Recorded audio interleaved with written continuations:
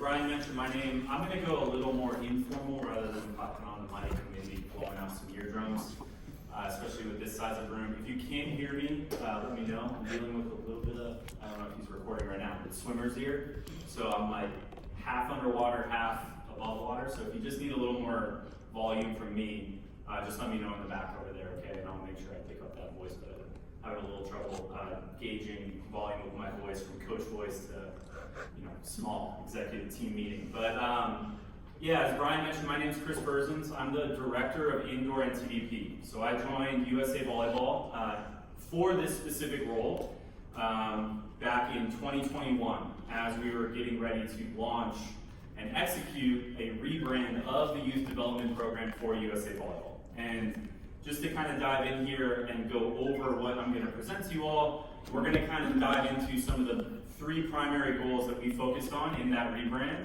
and the refocus of where our youth development program wanted and needed to go. Then I'm going to dive into just some results of what we've seen since 2021 through 2025. So we don't have a ton of data points. Our competitions aren't annual, like the All-Star Championships or like Boys Junior National Championships or Girls Junior National Championships. Our touch points for World Championships are every 2 years for our age group national teams. So results-wise, I'll kind of share on that, and then I'll definitely share and leave some time for questions near the end, as well as dive into what we hope to focus on for the next quad. Just like our national teams kind of go quad by quad, we're going to really, I'll kind of share what we're going to focus on in 2025 through 2028 and what our plan has been for 10 years of kind of rolling out this new program. And so I'll just kind of quickly dive into the NTDP mission, specifically on our website, as well as kind of that guides our decision making throughout, is really focusing on a holistic athlete development model.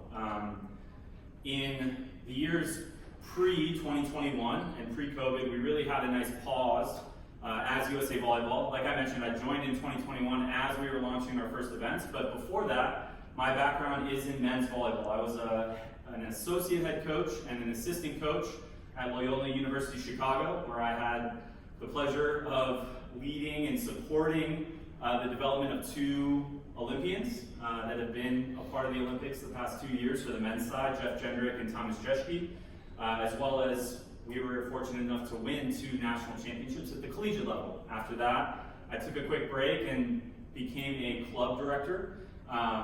Started a family as well, and that was a little bit easier than the grind of in-season collegiate volleyball as well as recruiting at that level. And I was the club director for a club in Northwest Chicago called Division I Volleyball Club, and now Mod Volleyball Club, which is one of the larger clubs in the country by total team now.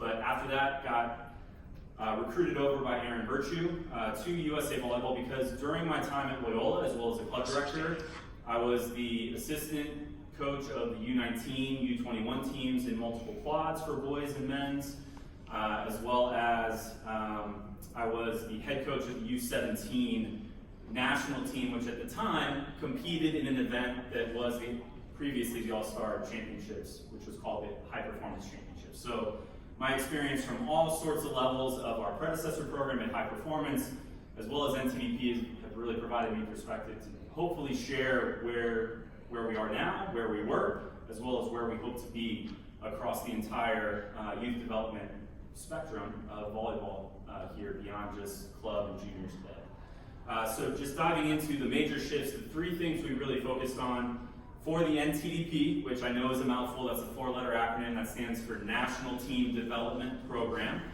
The reason we named it that is because that's what the USOPC would love its NGBs, the national governing bodies like USA Volleyball, to name their youth development program, and that comes with certain benefits. So, sorry it's a 4-letter acronym, but happy to help as we keep going. I know D and T can get mixed up sometimes, but NTDP, our focus really became on national team alignment. So previously, the department had a very different goal for USA Volleyball as a youth development program. It was running hundreds of tryouts across the country. Many of those provided a t-shirt, which was great. It was a great touch point for many programs and athletes. Those tryouts generated money for USA Ball, in short, right? And the goal was to drive revenue to support the senior national teams through tryouts as well as camps where you place those athletes, which was a variety of levels and a variety of touch points. From age group national teams, there was A1, A2, A3. For girls, there were skills development camps, and I can't even remember the next one that they were doing, right? But that spectrum provided a huge amount of opportunity to coaches, to athletes, but from a true holistic, are we developing athletes from along a path to a podium model, it sometimes left things to be desired when you're going at a quantity scale versus a quality. And so in the rebrand of NTDP, we really wanted to focus on bringing what was valuable to the national teams, what did they see was deficient in the athletes that stepped into their gym, that went from collegiate to the international scene, compared to other athletes from across the world. And as you'll see in our historic finishes, I'll ask the group a question. How many medals have we won at the U19 and U21 levels for boys and men's as USA in the history of USA Volleyball? Someone have a guess? 7? How many? 1? How many? Based on the way you're saying it, 0. It's 0. Our average historical finish for men's U21 and boys U19 is in the roughly somewhere between 9th to 15th place. And some of those events, men's U21 is a 20-team tournament. Now it's a 24-team tournament, which is a little more generous. But again, historically for boys and men's, we're significantly behind the globe in development of our youth athletes. And we identified that, and we wanted to rectify that right away.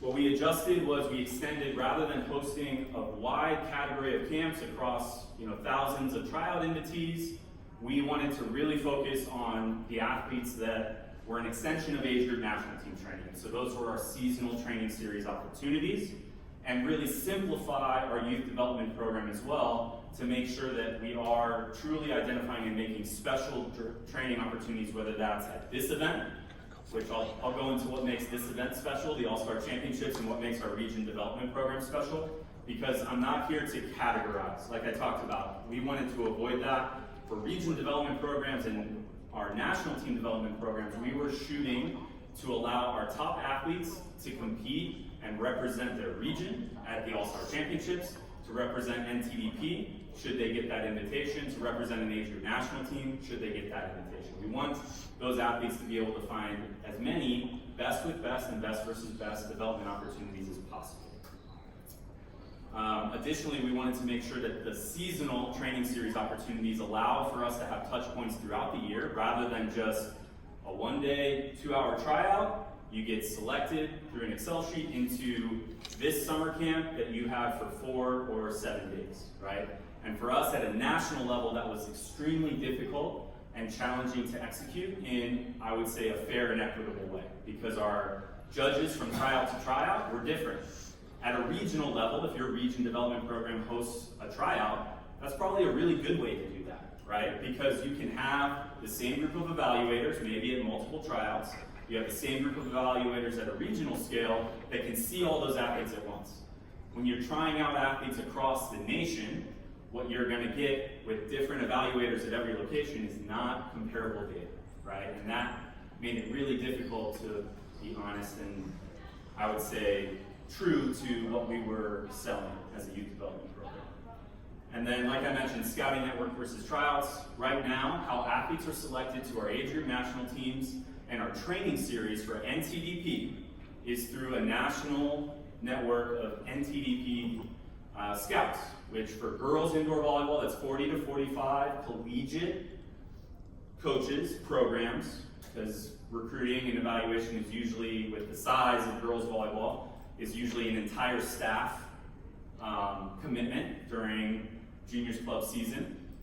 And then for boys indoor volleyball, it's 20 to 25 Division I scouts across the country, and I'll dive more into what makes that group better. But if you can guess from this picture, right, we still haven't won our first boys and men's medal yet, but as as you can see from the results, what we've seen in the last 5 years is the most successful youth development program, the most successful results in USA Volleyball's youth development program history across a 5-year span. We matched our total gold medals. If you can guess, for girls U19, we've already won 1. We've medaled in the last 4 events. Our last gold medal came in 2019, which technically counts in the historic model, right? But in 2021, 2023, 2025, we medaled in all 3 girls U19 World Championships, including matching our total USA Volleyball gold medal count. And then across the boys and men's side, we have won across both genders and both U19 and U21 age groups, we've won 13 out of 14 gold medals within our confederation. So NORCECA, I'm not sure how familiar you are with other sports or other countries, but North America, Central America, Caribbean. So we compete against teams like Cuba, like Canada, like Mexico. Puerto Rico are some of our stiffest competition in zone to then qualify for World Championships. And now we've medaled in the last 5 years at 93% of those events. We have an overall record of 71-2 across those. So if you can see for World Championships, if you do the quick math, that means we're 19-18 at World Championships across those. So we're still trying to make sure that we increase our competition results at the World Championships level.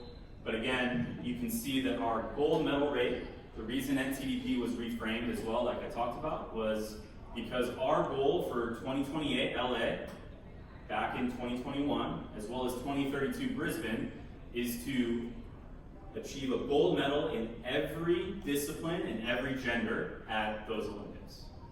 And in order to do that, we need to train athletes to win gold medals internationally as well. You can see the gold medal hit rate as well, where we are achieving good results. One of the positive indicators for the boys and men's side is that we did achieve our highest ever result finish. For boys U19, that was in 2023, and we finished 4th. We came away 2 sets short against South Korea for our first ever medal. But again, we're really seeing the benefits of these seasonal training opportunities translating to athletes competing at international competitions. Our national team alignment, what you'll see, we are in touch with Karch Karai, who is our men's national team head coach, and then who is our women's national team head coach now? Eric Sullivan. Yeah, former associate head coach. That's new. That was maybe not fair as a question. But Eric Sullivan is our women's national team head coach, and the reason national team alignment is critical, we're trying to bring in subject matter experts to talk about sleep hygiene to our athletes, to talk about mental performance, to talk about physical nutrition, but it aligns with all 5 pillars of our USA Volleyball development model for NTDP, which you can see the 5 categories there: team, heart, body, mind, and craft. And then I think one of the biggest things to touch on here, why do we want to seasonally host, and why is this event specifically that's going to go on today so important, is because the All-Star Championships is the only competition in the entire calendar, and our region development programs put together teams for your athletes to compete, that compete with international modified rules. So the example that I always use here, some of them are, can a libero serve here, Brian? No, they may not. No, they may not. Who does that mean needs to serve? Middle blockers. And if your middles do not serve for their club team, or at least do not practice serving for their club team, should they be selected to compete internationally? No. That would be 33% of our... Parent of a 6'10" minute. That would be 35% of our servers maybe have never practiced that skill in a competition. And I use this example. Karch was formerly our women's national team head coach. You guys, some of you are Badger Region parents, I think I got, right? Dana Redke. Played right down the street somewhere, I don't know where I am in the building. University of Madison, Wisconsin-Madison, I don't know. Wherever that is, she was a Badger. They just lost to Italy, #1 team in the world, 3-0 in the VNL finals. When Dana Redke came out of college, how many competitive serves in collegiate volleyball do you think she had hit before she went against Brazil in her first VNL match? She'd served less than 10, it was 7. Okay, it's not quite as huge as our 0 count for boys and men's, but it is the margins of error are so thin in international volleyball. So to share a quick story, Karch, before they won gold in Tokyo, lost a match to go to the gold medal final against Serbia, one of the other best teams in the world in the previous Olympics. They lost that match by a total of 2 points. They traded deuce sets for 5, and then 15-13 or 16-14 in the 5th set, they lost and they had to go, they went on to win the bronze, right? But what a heartbreaker. If Dana Recchi is your best middle and she's only served 7 competitive serves when she steps into that national team gym, that's an issue, right? We want that to be maybe, and I'm not here to bash club volleyball and high school volleyball, they have a very different purpose, right? Their purpose is to generate opportunities for grassroots growth, for more participation, which means you want more substitutions. That's a good thing, right? More substitutions is important. Now that's where kind of the rubber meets the road a little bit, right? Is how do we create development opportunities like the All-Star Championships, like our seasonal NTDP development opportunities that allow athletes to know, maybe just in the back of their mind, that, hey, I need to be checked in when my team's serving, even though I don't do this when my club team plays, or even though I don't do this when my high school team plays. Another great example is opposites have to be able to attack from the back row. I host a lot of these events, and there are times where I ask our opposites, how many of you have ever attacked from the back row? And there might be 1 or 2 hands that go up out of 20, right? And while that might not be the best strategy for a club or a high school team, you know, subbing in a back row set or running what they call a 6-2, I don't want to get too much into a chop talk here, right? But that again creates more opportunities for more athletes, which is absolutely and should be the goal of juniors in high school volleyball. However, from an international preparation perspective, it can be less than ideal sometimes, right? And so we want to meet in the middle there, and even if in competition, that athlete maybe isn't working on that, or that's not what's best for the team, that is okay. But at least during training, when they spend hundreds of hours outside of the NTDP or the Badger region or the RDP, sorry, I use Regional Development Program, that could be all-star, that could be high performance, that could be a lot of different things. When they spend hundreds of hours outside of that gym, we want them to be owning their own development and knowing and having the perspective to understand what is important for their eventual growth on the volleyball court if they want to achieve those highest levels. Now, our training opportunities was our other focus. We went from just summer camps to now seasonal opportunities. For girls, we host that. I'm about to leave for Cincinnati next week. We host a summer training series, usually after the All-Star Championships. We host a winter training series in December, and we host a spring training series in May. We try to find openings in the calendar, but we host those opportunities with our age group national team coaches and many of our scouting network coaches to try to make sure that we're getting those touch points throughout the year where we can plant some training seeds that those athletes can take back and make sure they're working on in their club or high school gyms throughout the year.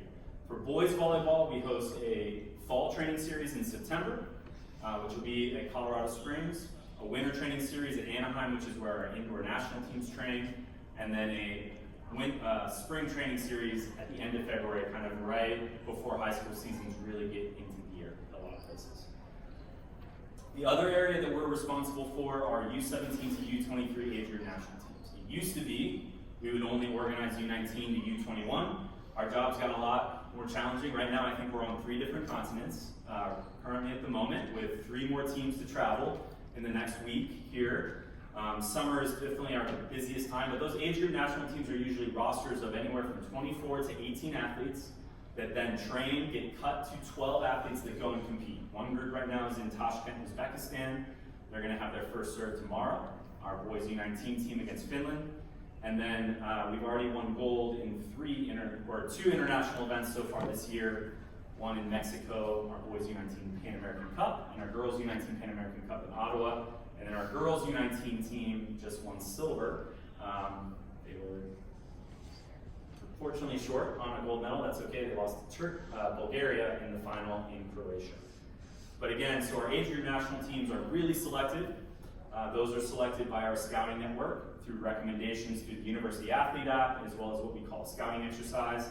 And now NTDP Training Series is a seasonal extension of age group national team training. So we roughly look for the top 30 high school athletes per birth year, U15 to U20. And I think I know a question is going to be about age group. international age groups and club age groups. I have a visual for that. I will dive into that later after this. But we look for the top 30 athletes per birth year for a training series. So for your athlete, what that means, right, is we're looking from across the country per birth year for the top 5 setters, liberos, and opposites, and the top 7 to 8 outside hitters, middles. That makes 30.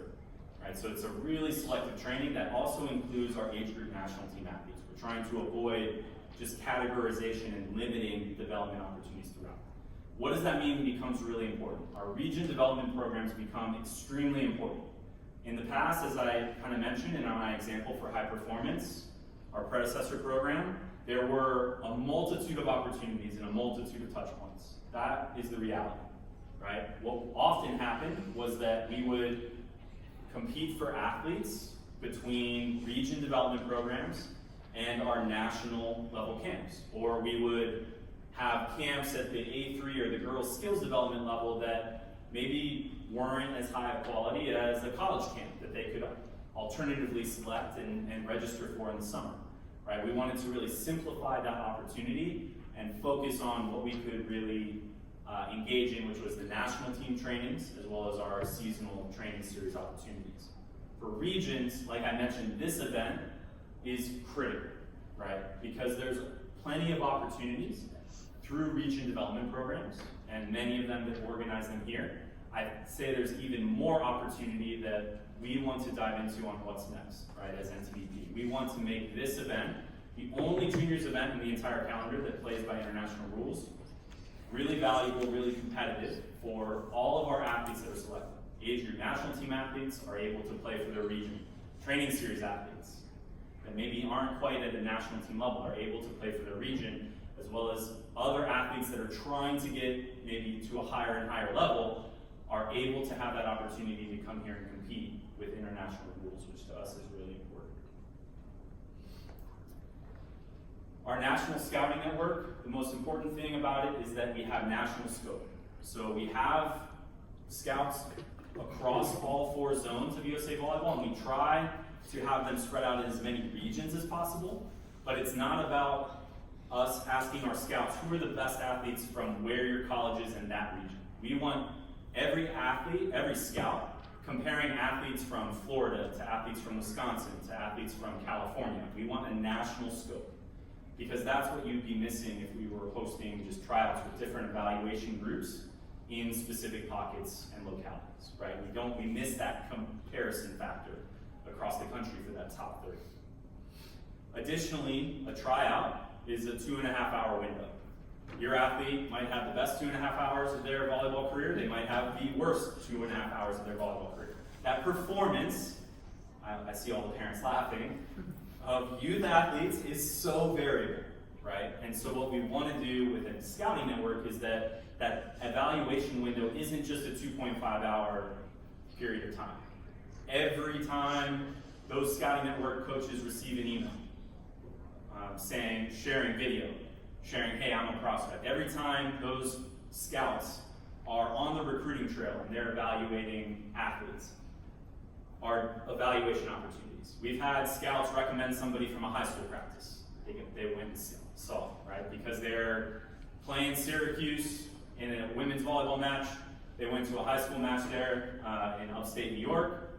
Immediate recommendation, right? And we were able to then compare that athlete to with other scouts to make sure that we weren't missing them. And I think one of the most important things that we've adjusted as well in this last couple of years is that we've provided and split our scouting network into specific assignments. We saw a blind spot was athletes that have already committed, right? It's hard to go evaluate those athletes and watch those athletes when you're talking about the scale of girls juniors volleyball, where qualifiers are now split across weekends, across flights, different locations, different convention centers.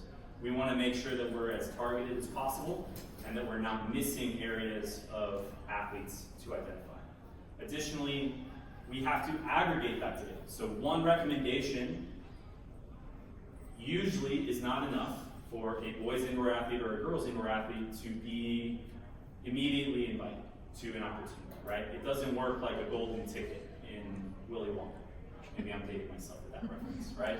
What we're trying to do is aggregate data across 40 talent evaluation experts, people that are evaluating talent for their jobs to continue at their universities, for their universities to be as competitive as possible, right? We want to aggregate that. Now, there are institutions that think one of their recruits is really good. That's great. If we get one recommendation out of 40, right, now we're starting to see, right, and we're starting to kind of put together the picture of, okay, who are those true athletes that are in that top 30, or, we can range to sometimes top 50 depending on the time of year and what the conflicts may be with competitions. Additionally, that scouting data, for it to be honest and truthful, we want to be able to, I don't share what one scout recommended and what their score is with one of their conference competitors, right? So we aggregate that data, they trust us to make sure that we keep it anonymous so that they can stay as honest as possible for the betterment of our youth development program.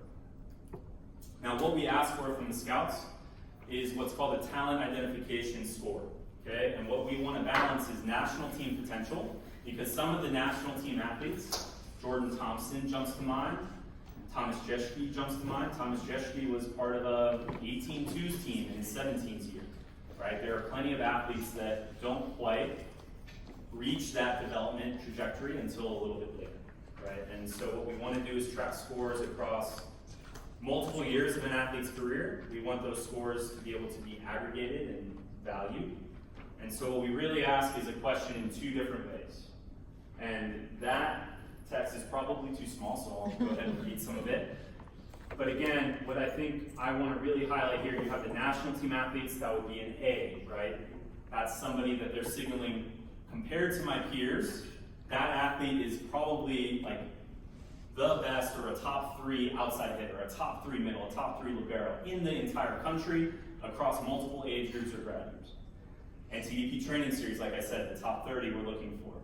Now, region all-stars, right, isn't necessarily in that C category, right? What we've done by creating an all-star championships is we hope that when there isn't a competition conflict or any conflict between our programs and the all-star championships, is that athletes participate across all of these categories in region development programs. Some regions have a higher percentage of athletes that progress to higher levels of competition. Other regions could absolutely have multiple age group national team athletes on their team. We want that opportunity to be available, and we want to support our regions in creating opportunities that attract all of the athletes that are the best athletes in their region. Because if they're the best athletes in their region competing with international rules, now we're getting better across all 40 regions and at a bigger scope than just what we can organize seasonally.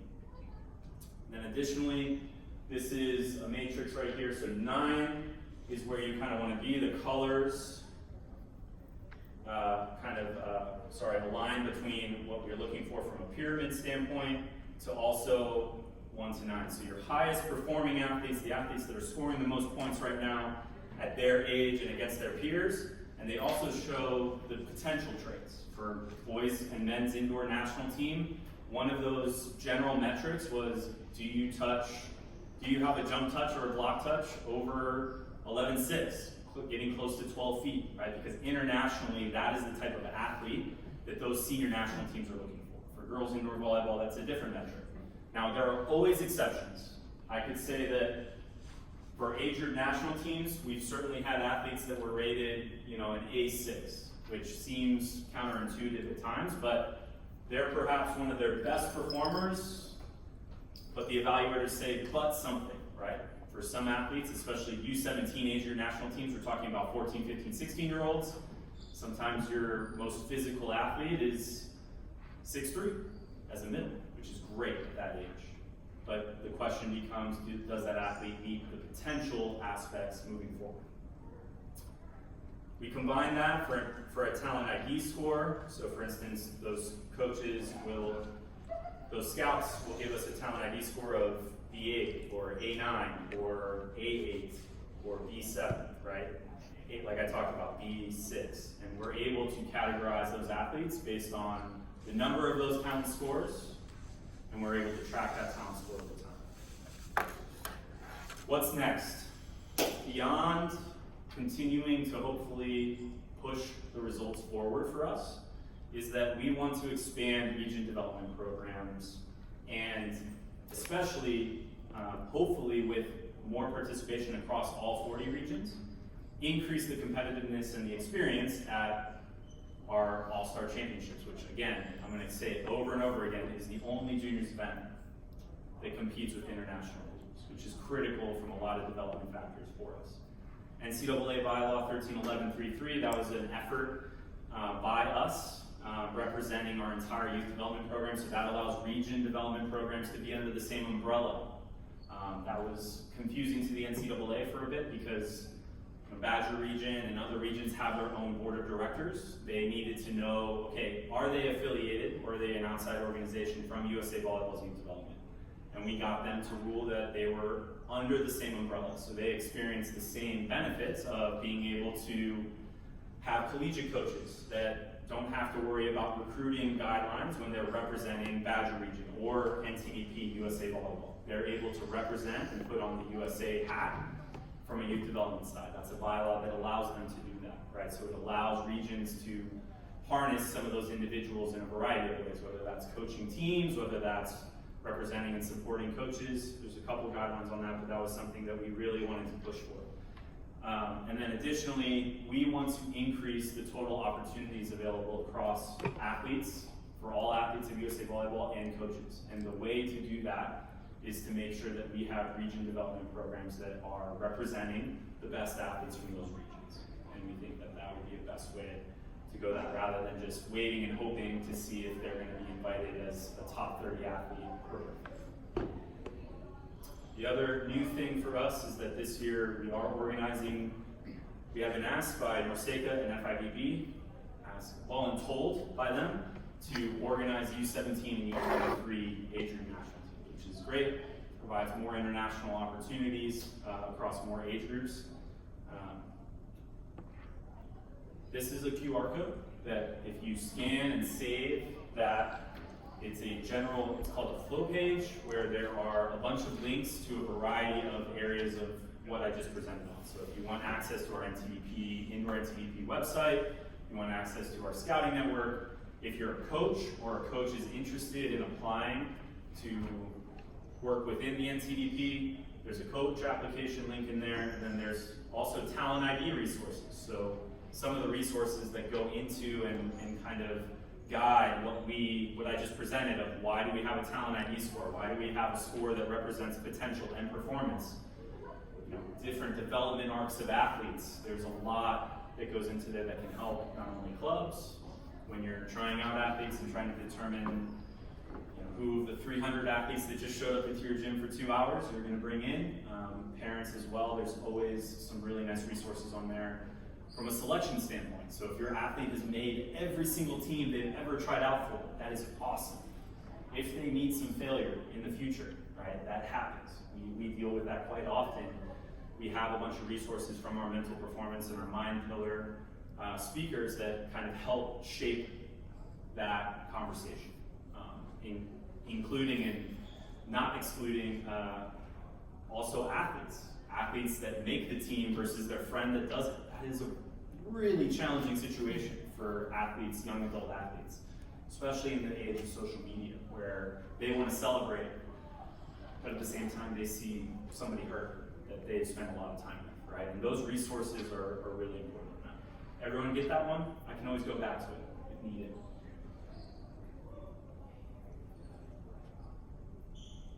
That is all I have. So again, what I'll leave you with is that we've achieved, we're very proud of our achievements, our indoor NTDP team, and what we've done. That's the work of a ton of different individuals, whether that's coaches, whether that's parents, that's club directors, allowing their athletes to come participate in our events, high school coaches. It is truly a group effort to represent Team USA and to continue to work towards our goal of a gold medal in every discipline, in every gender, in 2028 LA, as well as Brisbane. And fingers are crossed. We've had 2 late injury replacements for the boys U19 team in Uzbekistan, which is pretty brutal. One of them was a Badger region athlete that I don't know if everyone knows, but last jump serve of before the flight to Madrid and then Tashkent, he broke his foot. A real tough one. I think speaks to the athlete selection resources that, and the mind killer aspect for us is it's so critical to be able to frame those fortunate situations as opportunities for athletes moving forward, especially when you're talking about opportunities like the All-Star Championships to go and compete against the best from another region. That's all I've got. Is the first question age groups is the real question? I'm going to open it up to the floor first. I won't go into my canned questions here.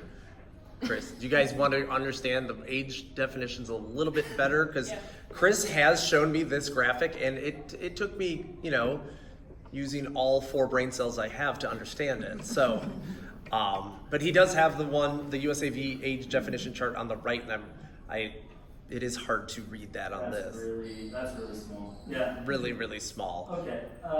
Let's see here. I will zoom in.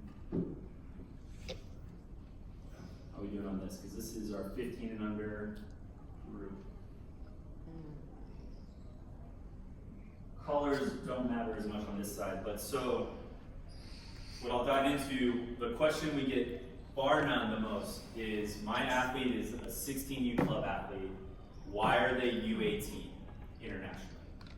And I don't know if that actually works with math, so I probably should have figured out that example, but you kind of get the idea, if I'm exaggerating a little bit, is 16U as well as USAV age guidelines often bake in grad year exceptions, right?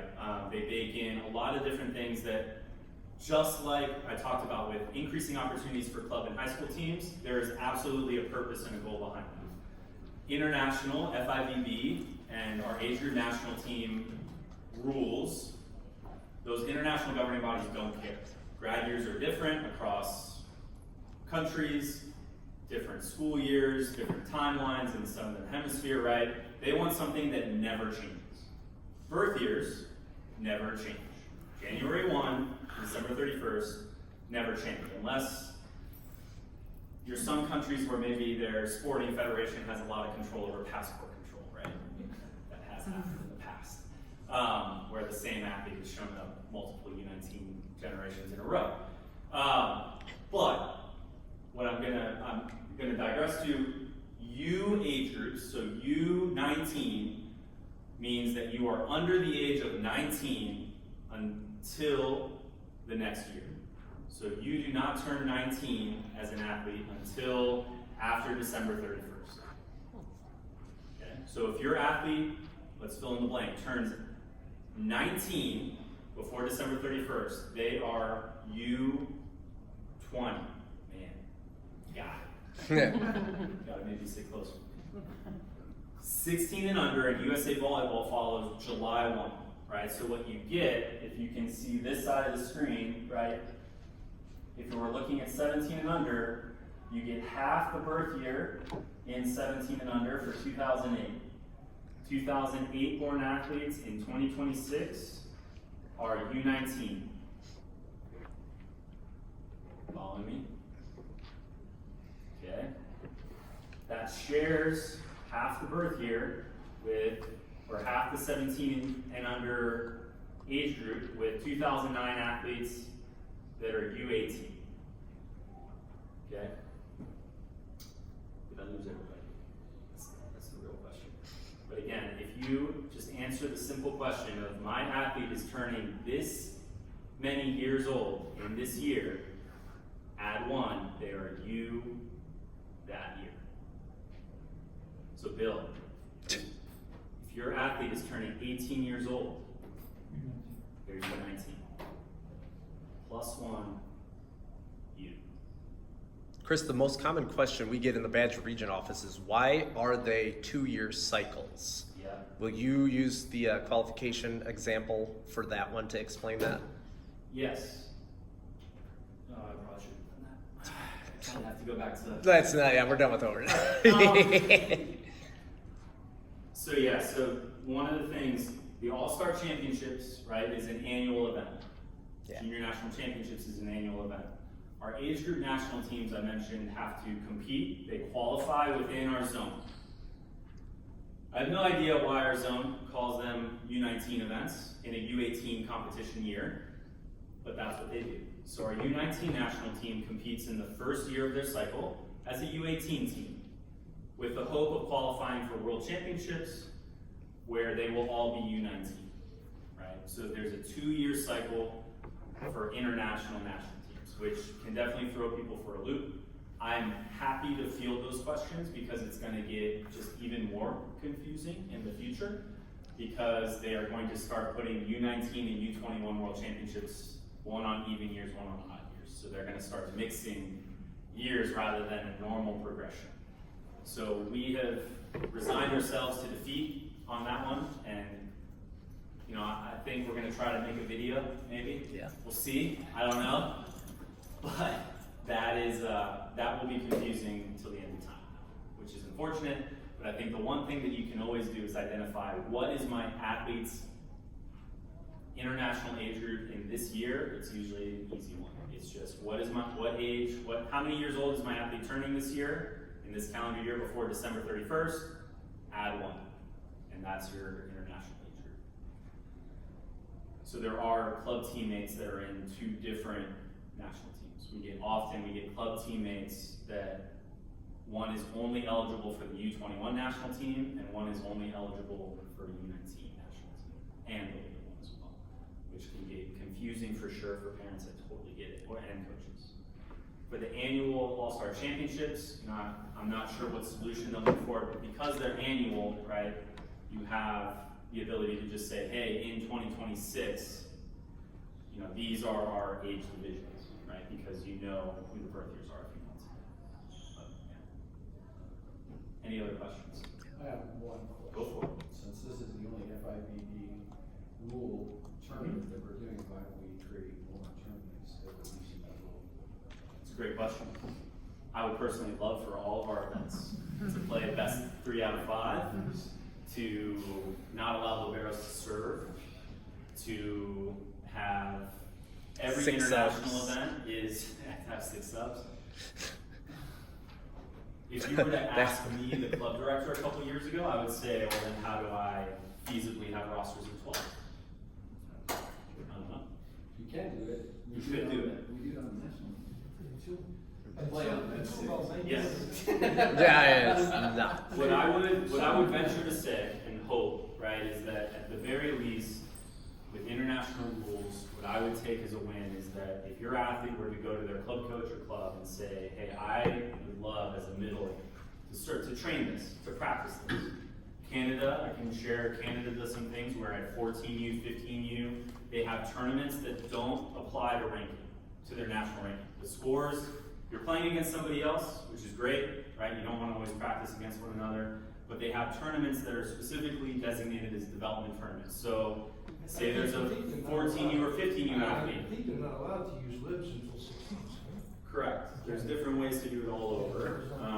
Those development tournaments are an interesting idea that I think would be really feasible early, because while you want everything to count for national ranking, the best thing would be, hey, my setter really needs to work on back setting.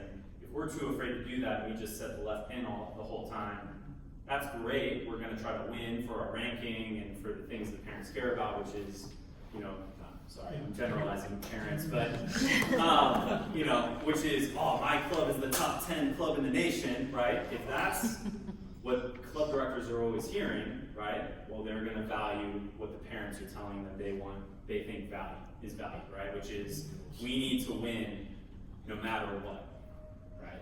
In order to get as high a ranking as possible. Understood. I'm just like, for the aspect of getting these kids to where they need to be, Yeah. then we need to get them into that flow. It's, like you said, when they get there, the middle is never served. It's really tough. It was maybe 1991 when we added 14U. So we only had 16U, 18U. They were 2 age groups of 12. You want to know how old I was in 1999? I know. 3 years old. I was ready. Ready. Give me the ball. Any other questions? I guess Go ahead. Well, so if you have a kid who doesn't play in their age group, how do the scouts or whatever know to go look for them? Should they be contacting somebody, or will like the scouts find them? That touches a few good kind of best practices to, hey, what do I do to be seen? I think the biggest things that you want to do is keep your university athlete profile up to date. Now, university athlete profile will usually pull automatically your athlete's grad year. So even if they're, we get this often from some of the smaller regions perhaps, the best athlete at 15U in that region is playing on an 18U club team. That's awesome. Right? The University Athlete app, which is, I don't know if you all have seen it, but it's pretty much what 99.9% of collegiate programs in our scouting network can directly recommend from the app. We have a couple ways for them to submit talent IDs through that, but in that, it pulls information from SportsWrench, from AES, from the roster programs that you all look, okay, when's my next athlete's work assignment, we can't skip it, all that. It pulls the information from that. So the most important thing is to make sure, and I tell this to all the club directors, make sure club directors are entering accurate information. If your athlete is a middle blocker, make sure the position says middle blocker, right? If there's multiple positions, there's positions for alternate position, which is really important. Some of those pieces of information you don't have control over. What, as a parent and an athlete, you have control over is your university athlete profile is free, okay? And within that free profile, making sure that your contact information is up to date and accurate. Sometimes with those, whether it's ADS, what you register with in Sports Engine, been there before, sometimes you put an email that maybe you don't check very often, right? Or that you just put in there and you don't want marketing promotional information, right? I get that. Just know that we scrape our contact information from University Athlete, as well as Sports Engine, right? So those two things, if we don't get an accurate email address, now that's if your athlete, right, is receiving communication. That's one challenge that we've experienced in the past. What I would say, that University Athlete app, if you have video available, which is available in that free profile, right, like your highlight video right there, if it's the most filled out, those collegiate coaches, when they walk around and see that it's not a blank profile, if they see, right, your athlete on the court and they hear something, right, they hear a hitting line, they like see a ball bouncing and they turn around and they're like, oh, who did that? They look you up in University Athlete, and if you have information on there, GPA, things like that, right, that kickstarts the recruiting process, I would say, a little bit more. But it also helps in the way that if that coach wants to see more, and your athlete happens to be a middle blocker and they start serving, right, they don't get to the front row, sometimes that time is pulling that evaluator away, especially in a court with 60 to 100 volleyball courts. If they have a highlight video and a full match video in that University Athlete profile, boom, they have the information that they need there to look at that, as well as watch your athlete a little bit longer, right? Because they're trying to build touch points throughout, right? They might believe what they're seeing in one moment, but again, was that the best 10 seconds of that athlete's life? Or is that median? Like, is that what we're looking for, like consistently and seeing? Right, that's what that evaluator is kind of looking for. Now, what I would encourage as well is parents to attack the recruiting process with their club director also, right? Because that is finding your appropriate level within that next phase is really important too. Because that also allows you to email, right, those college coaches and communicate with them, because that can be an evaluation opportunity. Right? Again, we want that window of recommendation to be the entire recruiting process for those collegiate programs, not just one little period of time in a given calendar year. Did I answer that fully? Did I circle back to it? I think so, yeah. Okay. I have a couple questions. But, Yeah. First, we can start with how locked in is a team once it's established? So, for example, when you go into a 2-year program, which actually makes sense in the sense of, hey, let's get them some practice before, let's make sure they can qualify and let's send it for the next year. Many times, and volleyball as it's growing, is I'm sure susceptible to the same things like football, basketball, baseball, where a kid just gets a 6-inch growth spurt in a year, or a kid remarkably just has a natural gift or whatever, blah, blah, blah. The point is, where they didn't qualify that first time, hopefully, maybe they were a B8, you know, and they just barely missed it, but maybe they were a C or maybe they're a B for whatever, but they should be for that actual competition year. Do they have a chance to jump in? And likewise, when we talk about like the mental fortitude or the team aspect of, you know, maintaining chemistry or an athlete understanding like, hey, like, don't become complacent, but I do have a spot. Are those athletes on the other side also like, oh, like, I know for the next year and a half, my position's locked, all I have to do is just work with getting better, you know? Yeah, that's a really, really good question. There's a couple questions in that, so if I don't answer something, please circle back to it and make sure you hold me to that. As you guys can tell, I do say a lot of words. So our roster's locked. It is not similar, so that's a great question. They're club teams, right, and the club expectation is we qualify for nationals, or I make a club team and I play with that team for the entire year. Every international competition has what's called an O2, which is our roster. It's what we submit to the International Federation of kind of a long list of names that we can select 12 from. That is usually submitted about a month to a month and a half before the event. And then selection for those teams usually occurs because we're going to some pretty crazy places sometimes. Like China, the visa process can take 3 months. And even then, if we could be victims of sometimes some macro political situations. For instance, in 2021, U19 boys World Championships was held in Iran, which at that point in time there were exchanges of munitions going on at that period of time, and we were absolutely advised to not go by the State Department, right? So we don't go. So there's a lot of factors that go into it. Quickly to answer your question, no, rosters are not locked. And the development aspect of that, the reason if somebody qualifies, there is no guarantee that they are again on the next national team for that age group at Worlds, which is certainly really tough, right? That's challenging. These opportunities for 20 athletes to go are extremely valuable. We spend a lot of resources to make sure we try to get it right in a given year. We try to balance potential and performance in every year. Right? Sometimes the athletes that are showing some of the highest potential for national team involvement maybe aren't ready for that development opportunity at that period of time to make the 12 and to go compete in that one. So in short, the fluctuation happens often. What I would say is if your athlete has an opportunity to attend the training series, that helps, right? So if they are invited to that and your club director or your athlete's like, I don't really know what this is, winter break is, believe me, we understand that it never bars an athlete from selection in the future.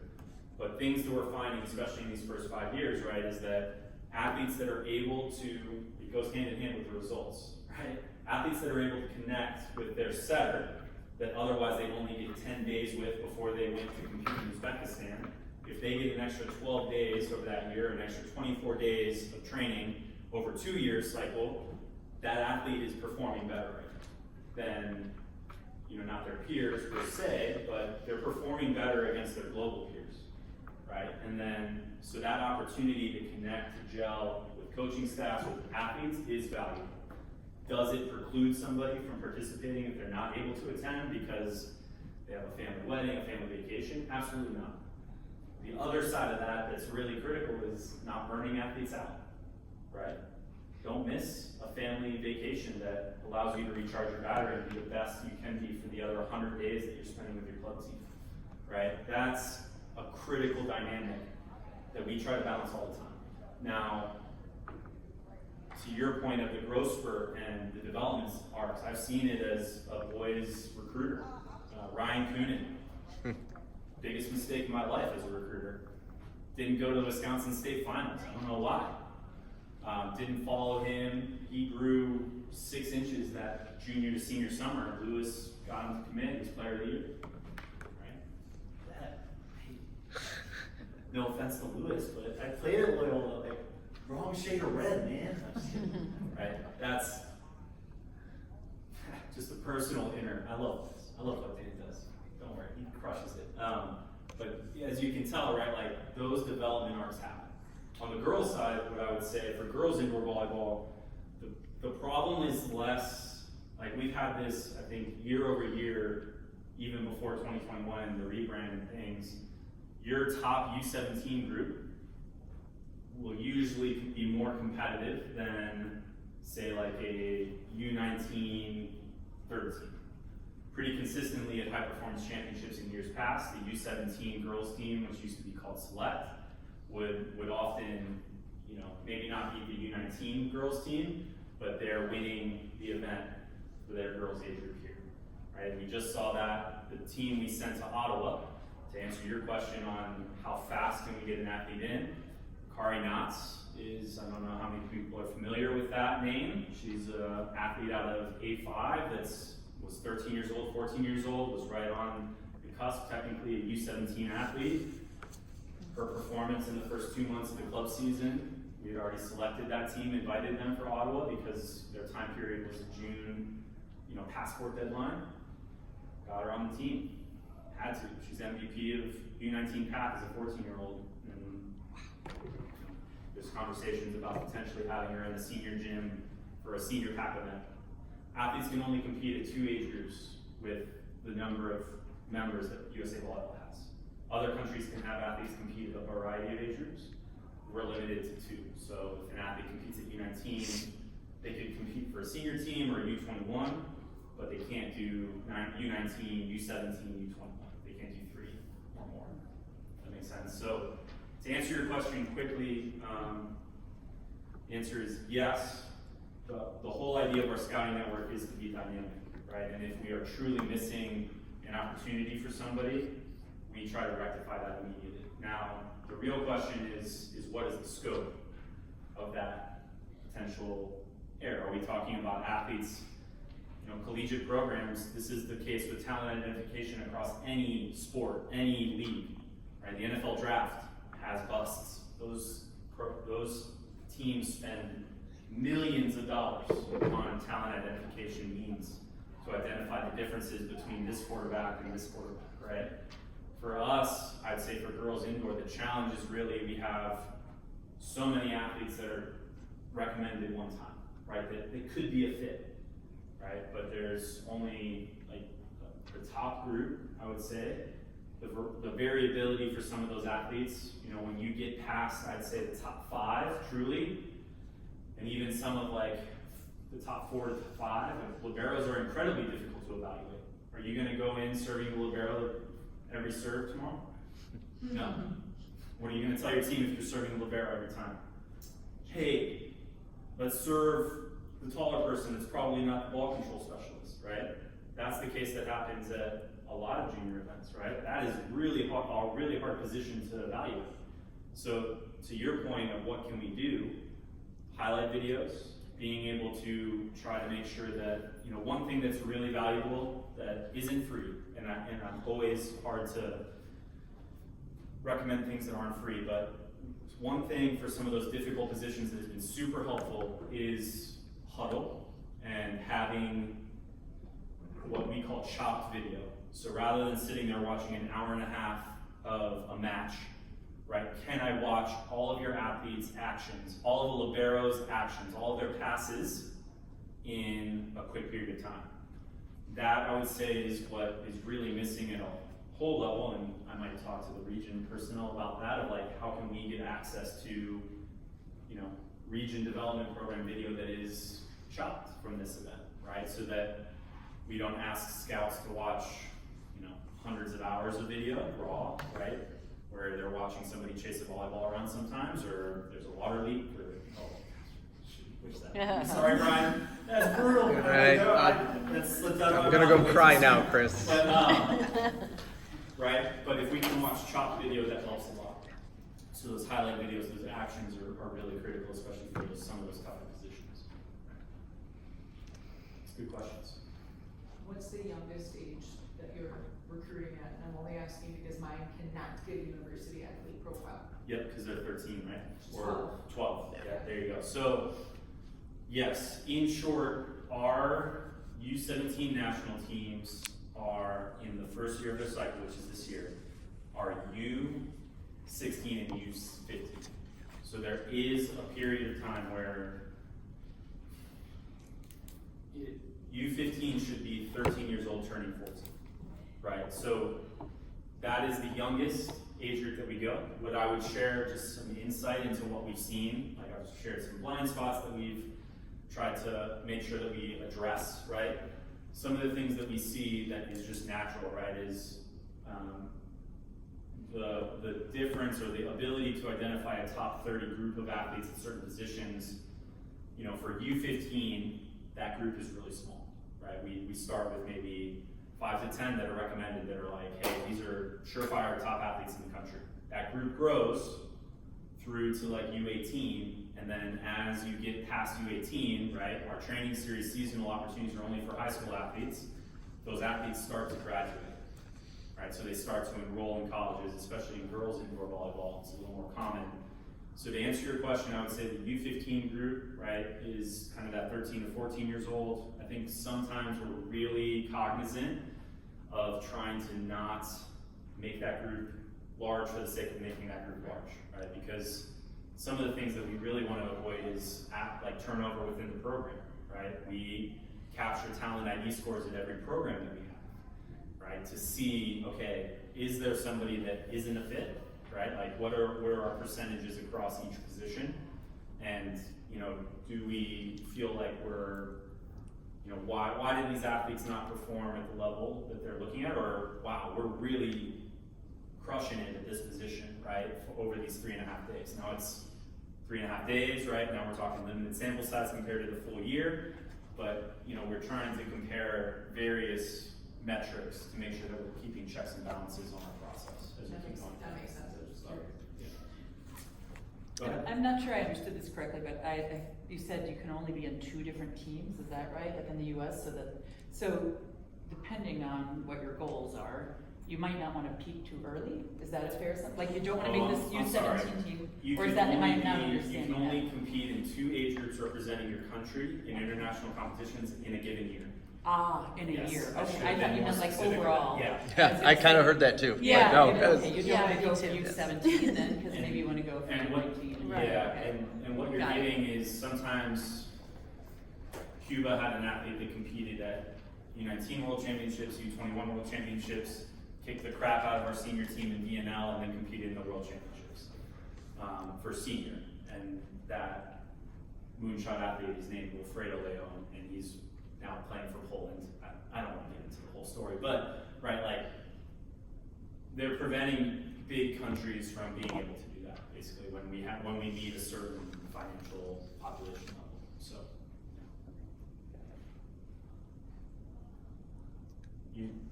we absolutely want athletes that compete with the major national team every year and try to do the best they can, for sure. We'll see.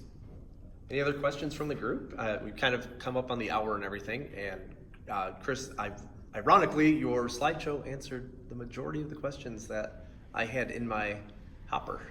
What was the non-softball? What's the number one myth about NTDP that you hear, and what is your combat to that? Because, I mean, we hear a lot, like in the region office and from the athletes, they're like, well, NTDP, you know, they only pick their favorites, or you only pick the kids going to Pepperdine. So, Yeah. how do you bust that myth? How do I bust that myth? Well, you don't have to take that myth as the number one myth you hear about NTDP. Yeah. What is the myth you hear? That applies to where we are right now? I would say that we are combating constantly within our own program is, oh, I'm an age group national team athlete, I don't need to go to training series. Well, I'm a training series athlete, I don't need to play for the region development program. It's like, that is absolutely not the point, right? Like if you are actively pushing away opportunities to get better because you feel you're above that opportunity, we've got some things to talk about, right? We want to be actively seeking out those opportunities to expand our horizons, to put us in an uncomfortable position that isn't our comfortable, I'm the best athlete in my high school team since a freshman, or the best athlete in my club team since X, Y, or Z, right? We want to continue to push, we want athletes that are continuing to push their perspectives on that. I would say that that is the narrative myth that we are always challenging with. And I think one of the things that I've discussed with you about region development programs and trying to expand the opportunities that are here, right? I don't think we're making a lot of headway on region development programs for training series and age group national team athletes. And I want to address that from 2025 to 2028 so that we're making, again, the one 4-day opportunity that we have to play with international rules domestically as competitive as possible. That's the narrative myth that I would see very often. I think the one thing we want to constantly be addressing the ivory tower perception or effect, right? And that is, it's really difficult, right? Because like I mentioned, we want honest and open and consistent feedback from our scouting network. In order to get that, I can't say that, oh, Stanford University recommended these athletes to people, right? Or you only got this talent ID score from this college coach, right? I can't actively do that, right? And try to be transparent to that level of this is the talent ID score where your athlete stands, right? Especially if we're sending them to certain programs, or if the email we often get is, hey, this coach told me that they recommended me. And that's a very challenging conversation you can imagine from a variety of different levels, right? That college coach maybe wants to maintain that relationship with a club director. They want to maintain that relationship with a potential athlete. That for girls indoor especially, there are way more than 5 liberos committed to Power 4, highest level institutions in a given year, right? We're not looking for a list of 150 athletes from that grad year every year, right? We're being even more selective with that. And I would say that when we share that perspective with a lot of folks, they start to understand and maybe ask the question, okay, well, what other opportunities are there that I can do? I would say attending college camps is great. They do a fantastic job. Region development programs are always something that I share are worthwhile to participate in, especially if they compete, right? If they go to get that perspective shifting opportunity of competing against other best athletes from other regions, that's really a unique one, right? And that is what I would share. Well, and in Badger region, we also have 15 college coaches on our roster. So you just got in front of 15 colleges by going to camp, and rather than going to just one college camp at X university. And so it is very. I don't want to speak for every region development program, right? But that goes back to one of the points on the slide, right? The reason we lobbied the NCAA, for that kind of bylaw 131133, sorry, it's just branded in my brain. The reason we did that is exactly that, right? Is to open opportunities for collegiate coaches that have been a part of the program in the past, right? And even not necessarily just collegiate coaches, but coaches that with more region development programs, right? And the ability to bring in, I would say, collegiate coaches, the benefit they bring to a region development program, especially if you're looking at Division I institutions, that's great, but Division II, Division III, NAIA institutions in your area usually have a more regional recruiting profile. Some of your region development program athletes are looking beyond their region perhaps, that's okay, that's great. Others that are participating in that team that are the best athletes in their region might be within that profile, right? And now we're developing and increasing the level of athlete that is entering the collegiate spaces. Because we do have athletes that, right now on the men's national team on the BNL roster, I think we have one Division III athlete. In the past, we had an NAIA level athlete, right? Those examples exist. I would say on girls and women's indoor, it's fewer and farther between, but it's not unheard of in the history of USA Volleyball for that national team, right? And for the region development programs, I would say that is a big reason that we lobby for that, right? And I think it's a big value as well. And then what it helps for those region development programs also is that it keeps them independent of perhaps some of the club dynamics at times, or the club politics that can go into. You never want a region development program to become a recruiting tool for a specific club within that region, because then you might not have the pool of athletes from every club or kind of that feeling moving forward. If you have college coaches, chances are they don't want to burn bridges with, even if they have a club responsibility, they're not going to burn a bridge with all the clubs in their area, because then it's their pool. Any other questions? Do you have time for one more? I do. It's up to Kris. Yes, I've got to get back to team check-in, so I'm going to stop the recording.